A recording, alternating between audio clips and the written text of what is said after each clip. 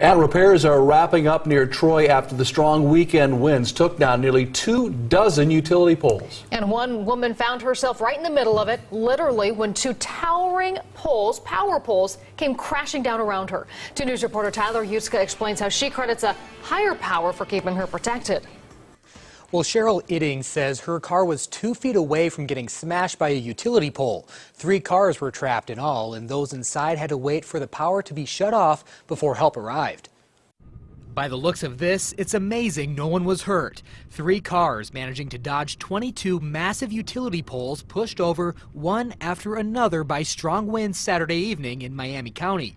Cheryl Idding's car is the black one, stranded in the back. Just like a little bit more. Had I not put my brake on when I did and stopped the car, feeling the jerk, that pole would have been on my car and we'd have had a whole different story. Idding said she knew it was windy. She was driving north on Experiment Farm Road when she thought she hit something. And I stopped, so I put my brake on and I looked in my mirror and the pole was down.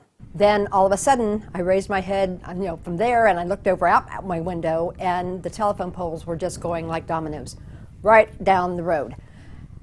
And I'm like, She says she immediately grabbed her phone and called 911. Wires on both sides, sparking. And I knew not to get out of the car.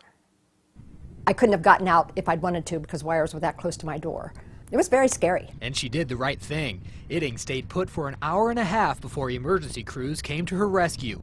Sergeant Chris Bobb with the Miami County Sheriff's Office says he hasn't seen anything like it before. I've been here 20 years, and I think it's probably the worst weather-related day that we've had that I can remember. Certainly, for them to go down the way they did was very unusual. And I know God was with me. We are all very lucky. Very scary experience. Never want to go through anything like that ever again. And she was able to get her car back late last night. It's now in the body shop, though, because a cable tore off a side mirror.